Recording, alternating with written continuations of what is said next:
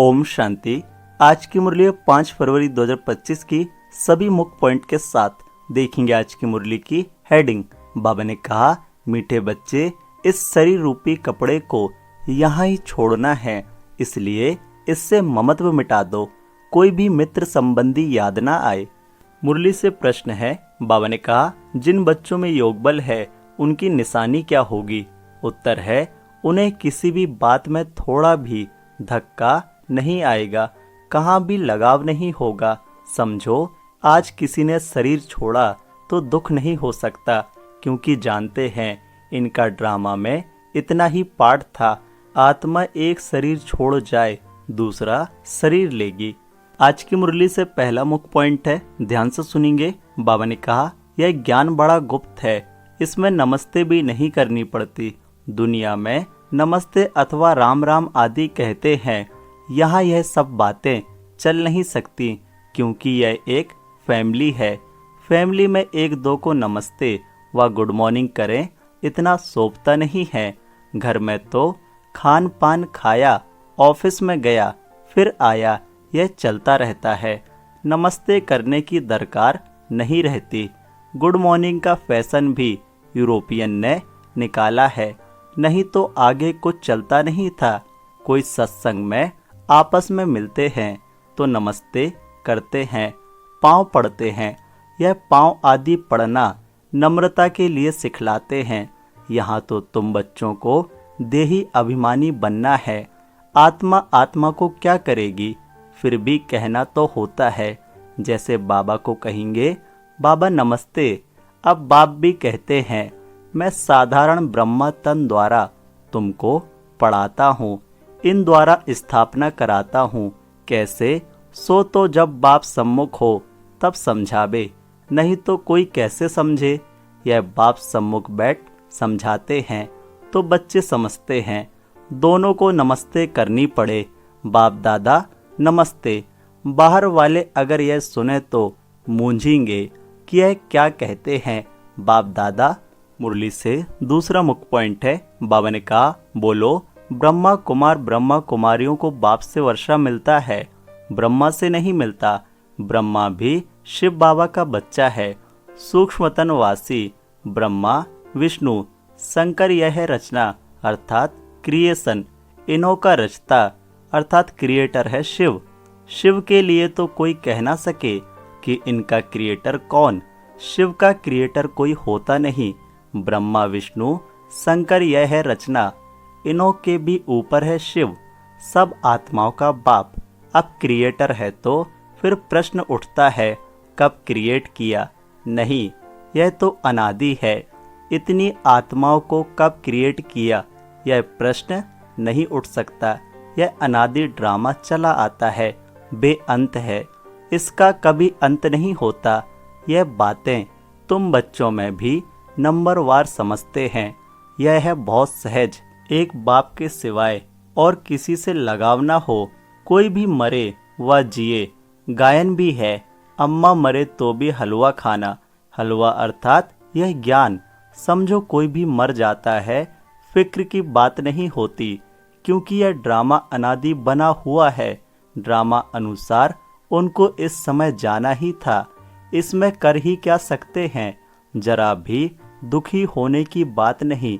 यह है योग बल की अवस्था। लॉ कहता है, जरा भी धक्का नहीं आना चाहिए। सब एक्टर्स हैं ना, अपना अपना पार्ट बजाते रहते हैं। बच्चों को ज्ञान मिला हुआ है। मुरली से तीसरा मुख्य पॉइंट है, ध्यान से सुनेंगे। बाबा ने कहा, बाप से कहते हैं, हे परम पिता परमात्मा, आकर हमको ले जाओ। इतने सब शरीरों का विनाश कराए, सब आत्मा को साथ में ले जाना, यह तो बहुत भारी काम हुआ। यहाँ कोई एक मरता है तो 12 मास रोते रहते हैं। बाप तो इतनी सारी ढेर आत्मा को ले जाएंगे, सबके शरीर यहाँ छूट जाएंगे। बच्चे जानते हैं, महाभारत लड़ाई लगती है तो मच्छरों सदृश जाते रहते हैं। नेचुरल क्लाइमेटिस भी आने की है। यह सारी दुनिया बदलती है। अभी देखो, इंग्लैंड रसिया आदि कितने बड़े बड़े हैं। सतयुग में यह सब थे क्या? दुनिया में यह भी किसकी बुद्धि में नहीं आता कि हमारे राज्य में यह कोई भी थे नहीं, एक ही धर्म एक ही राज्य था। तुम्हारे में भी नंबरवार हैं जिनकी बुद्धि में अच्छी रीति बैठता है। मुरली से चौथा मुख्य पॉइंट है, बाबा ने कहा यह देह रूपी कपड़ा तो तुमको यहाँ ही छोड़ना है। यह कपड़े यहाँ ही लेते हैं, यहाँ ही छोड़ते हैं। यह सब नई बातें तुम्हारी बुद्धि में हैं और किसकी बुद्धि में नहीं। अल्फ और बे, अल्फ है सबसे ऊपर में, अर्थात बाबा कहते भी हैं ब्रह्मा द्वारा स्थापना, शंकर द्वारा विनाश, विष्णु द्वारा पालना। अच्छा, बाकी शिव का काम क्या है? ऊंचते ऊंच शिव बाबा को कोई भी जानते नहीं, कह देते वह तो सर्वव्यापी है। यह सब उनके ही रूप हैं।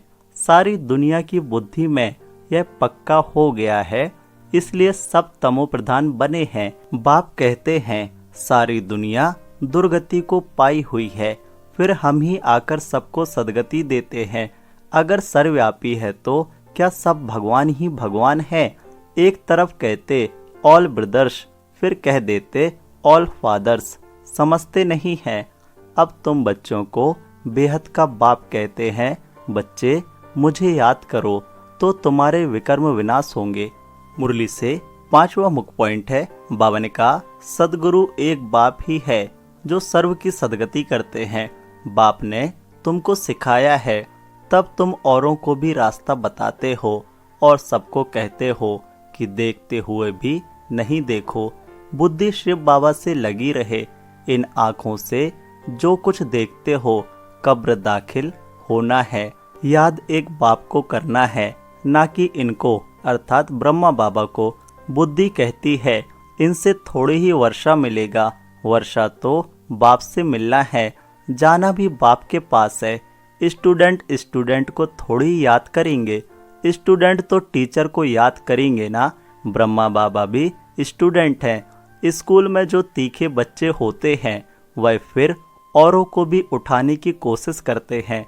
बाप भी कहते हैं एक दो को ऊंचा उठाने की कोशिश करो, परंतु तकदीर में नहीं है तो पुरुषार्थ भी नहीं करते हैं, थोड़े में ही राजी हो जाते हैं। मुरली से छठा मुख्य पॉइंट है, ध्यान से समझेंगे। बाबा ने कहा बाबा ने समझाया है, पहले पहले तुमको यह समझाना है कि शिव बाबा निराकार है। शिव बाबा और प्रजापिता ब्रह्मा दोनों बाबा हुए, दोनों एक रस तो हो ना सके। जो दोनों बाबाओं से वर्षा मिले, वर्षा दादे का या बाप का मिलेगा। दादे की मिल्कियत पर हक लगता है, भल कैसे भी कपूत बच्चा होगा तो भी दादे का वर्षा मिल जाएगा। यह यहाँ का कायदा है, समझते भी हैं। इनको पैसा मिलने से 1 वर्ष के अंदर उड़ा देंगे, लेकिन गवर्नमेंट के लॉ ऐसे हैं जो देना पड़ता है। गवर्नमेंट कुछ कर नहीं सकती। बाबा तो अनुभवी है। एक राजा का बच्चा था, 1 करोड़ रुपया 12 मास में खत्म कर दिया। ऐसे भी होते हैं। शिव बाबा तो नहीं कहेंगे कि हमने देखा है। यह दादा अर्थात ब्रह्मा बाबा कहते हैं हमने बहुत ऐसे मिसाल देखे हैं। यह दुनिया तो बड़ी गंदी है। यह है ही पुरानी दुनिया, पुराना घर। पुराने घर को हमेशा तोड़ना होता है। इन लक्ष्मी नारायण के राजाई घर देखो कैसे फर्स्ट क्लास हैं। मुरली से 7वां मुख्य पॉइंट है, बाबा ने कहा अभी तुम बाप द्वारा समझ रहे हो और तुम भी नर से नारायण बनते हो। यह है ही सत्यनारायण की कथा। यह भी तुम बच्चे ही समझते हो। तुम्हारे में भी पूरे फ्लावर्स बने नहीं हैं। इसमें रॉयल्टी बड़ी अच्छी चाहिए। तुम उन्नति को दिन प्रतिदिन पाते रहते हो, फ्लावर्स बनते जाते हो। तुम बच्चे प्यार से कहते हो बाप दादा। यह भी तुम्हारी नई भाषा है जो मनुष्यों की समझ में नहीं आ सकती। समझो बाबा कहाँ भी जाए तो बच्चे कहेंगे बाप दादा नमस्ते। बाप रिस्पॉन्ड देंगे रूहानी जिस्मानी बच्चों को नमस्ते। ऐसा कहना पड़े ना, कोई सुनेंगे तो कहेंगे यह तो कोई नई बात है। बाप दादा इकट्ठे कैसे कहते हैं? बाप और दादा दोनों एक कभी होते हैं क्या? नाम भी दोनों के अलग हैं। शिव बाबा ब्रह्मा दादा, तुम इन दोनों के बच्चे हो, तुम जानते हो इनके अंदर शिव बाबा बैठा है, हम बाप दादा के बच्चे हैं। मुरली से 8वां मुख्य पॉइंट है, बाबा ने कहा सतयुग में सब निर्मोही होते हैं, यहाँ कोई मरता है तो कितना रोते हैं, बाप को पा लिया तो फिर रोने की दरकार ही नहीं। बाबा कितना अच्छा रास्ता बताते हैं, कन्याओं के लिए तो बहुत अच्छा है, बाप फालतू पैसे खर्च करे और तुम जाकर नर्क में पड़ो। शादी की बात कर रहे हैं बाबा, इससे तो बोलो हम इन पैसों से रूहानी यूनिवर्सिटी कम हॉस्पिटल खोलेंगे, बहुतों का कल्याण करेंगे, तो तुम्हारा भी पुण्य हमारा भी पुण्य हो जाएगा। बच्चे खुद भी उत्साह में रहने वाले हों कि हम भारत को स्वर्ग बनाने के लिए तन मन धन सब खर्च करेंगे। इतना नशा रहना चाहिए, देना हो तो दो, ना देना हो तो ना दो। तुम अपना कल्याण और बहुतों का कल्याण करना नहीं चाहते हो, इतनी मस्ती होनी चाहिए। खास कुमारियों को तो बहुत खड़ा होना चाहिए। धारणा के लिए मुख्य सार है, पहला, अपनी चाल चलन बहुत रॉयल रखनी है, बहुत फजीलियत से बात करनी है, नम्रता का गुण धारण करना है। दूसरा, इन आँखों से जो कुछ दिखाई देता है यह सब कब्र दाखिल होना है, इसलिए इसको देखते भी नहीं देखना है। एक शिव बाबा को ही याद करना है, किसी देहधारी को नहीं।